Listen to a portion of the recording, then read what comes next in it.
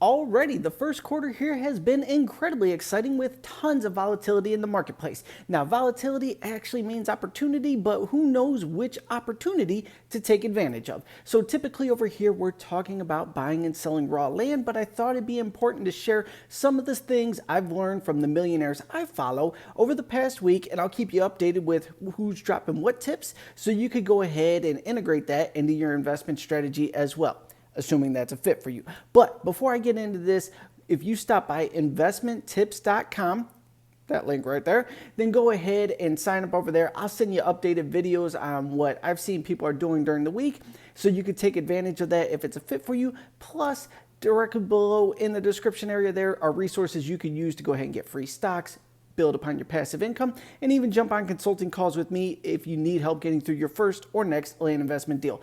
But let's dive right into this here. We need to know what players bigger than us are doing with their money right now to go ahead and preserve it and grow it and make that money while they sleep. So I'm going to break down the past 5 groups I'm in, or people I've connected with, or podcasts I've listened to over this week here, so you can know what they're doing with their money and see if it's a fit for you to do the same. So first, let's talk about Graham Stephan. That dude right there. He needs no introduction. If you're on YouTube, he's dominating the marketplace there. He's kind of Dave Ramsey-ish in my opinion, so I don't love a lot of the stuff he talks about because he's kind of conservative, but it is good basics that will absolutely keep your money growing.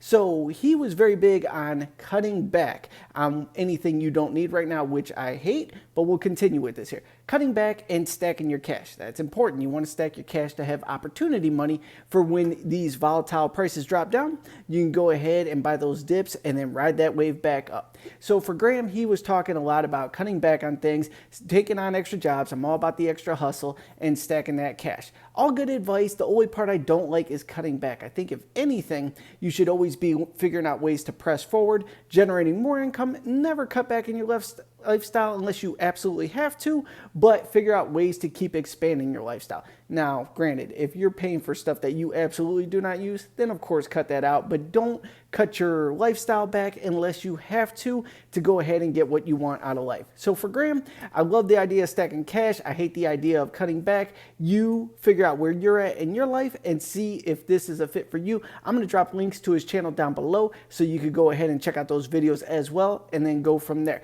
Next, we got to talk about Mark Evans DM. Yeah, that cat right there. Now, Mark is known as the deal maker. He's a lifestyle entrepreneur. He's a beast in the game, hell of a negotiator. He was also on the tip of stacking cash. Dropped a podcast called The Making of the DM, most recent episode. Basically, the title was A Man Can't Be a Man If His Finances Aren't in Order. And I agree with that. Let's be real. If you're a man watching this right now and your money ain't right, you're not feeling very manly there. You want to have all your finances in order, but we do have those doom and gloom days that definitely throw us off our game. So what Mark was saying for him is that he thinks you should have 1 year of whatever your expenses are in the bank parked in cash. And it's just off to the side. Who cares that it's not getting put to work? It's not growing. It's there to give you peace of mind. So his big thing was go through your monthly expenses line by line, multiply it by 12, figure out how you're going to put that in the bank. Now, something that I've done for years, and this is really easy to do and you don't have to go all in right away, but it's a great exercise, is open up a bank account at a bank you can't get to. So I'm in Ohio, we don't have Capital One banks that you could walk into, but you could absolutely open up a Capital One account online. And then from there, we just set it up to pull money from a random account. And in the beginning, you could start tiny. You could open up with like $100 and then every week say, take $25 from this account. And you don't even know it's over there. You have a debit card to it, but you don't even activate it. You just got it sitting over there and it's growing for doom and gloom. And after a few, let's say a month, 2 months, wherever you're at in your life, $25, that's nothing. Okay, let's up it to 50. Let's up it to 75. And you keep upping it until you're like at that breaking point. You're like, okay, I need to start generating more cash because I'm starting to notice it's pulling this much each month. But that's a great way to go ahead and set up a side bank account that you're never going to touch. It's just absolute emergency fund. And just start with having it drip fed from one of your main bank accounts. So that was Mark's advice there. I will link to his Instagram because that's where you can find him as well, directly below. By the way, none of these people are affiliates of mine or not connected anyway. This is just people that I follow, I get advice from, then I take action on it. Next, let's talk about Andre Jig, whatever his name is. This dude right here, I don't know how to say his last name. Makes great videos on YouTube. Does a little magic, keeps the entertainment going with it. phenomenal job of delivering information on the finance sector. Now, he says he's not a financial advisor, and he says, don't take my advice, but I do put my money into these places. I make most of my money from social media, he says. And he takes that and he parks it into whatever markets, cryptocurrencies, whatever.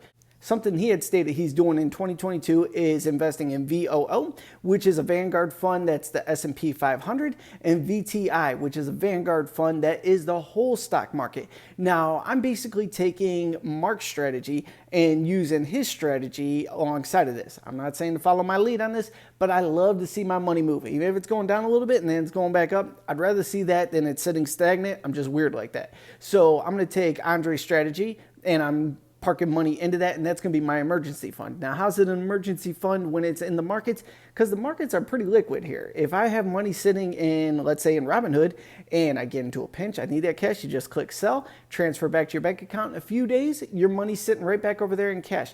But it may have had the opportunity to grow, it may have had the opportunity to shrink a little. Either way, I like that, and I'm going to go ahead and integrate those two strategies together moving forward, because I already have bank accounts drip feeding to cash sitting. So for me, I'm taking these two strategies, mixing them together, and pressing forward with those.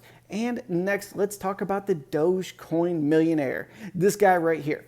Now, if you've never seen this dude, he's got a phenomenal beard. He went all in on Doge pre-chaos, just kept stacking his cash in there. Went diamond hands, holding on for God knows how long. The whole Elon Musk thing went, he had his account up to $2.6 million.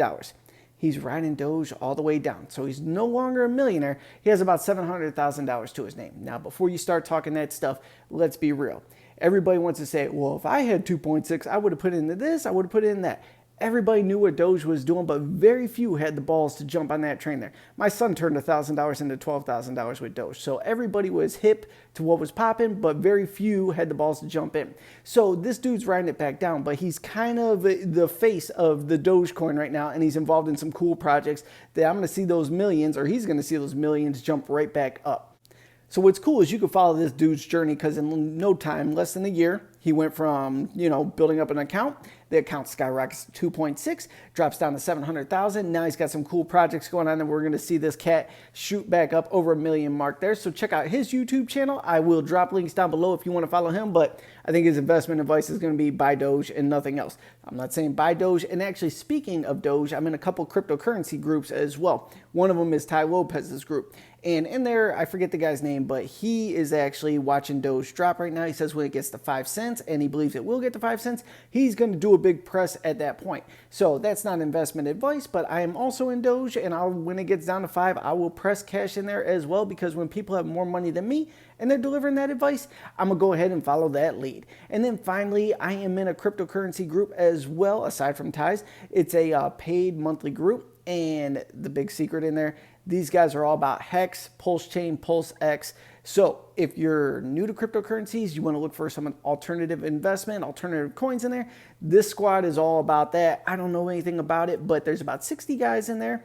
guys and gals. They have a lot of money. They're pressing their money into there, and that's what I look for. Individuals that have made a lot of money in other businesses, not just in cryptocurrencies. They've taken their profits and they've moved it into this, and if they're in that, absolutely, I'm going to slide a little bit of my stack and put in that coin as well, to see if I could get those gains that they're seeing. So if people with more money than me have made their money in businesses outside of crypto, and then they get into the crypto game and they're making even more money, I'm going to take note of that. I'm going to take some of my money and follow their lead. So they're into Hex, Pulse Chain, and Pulse X.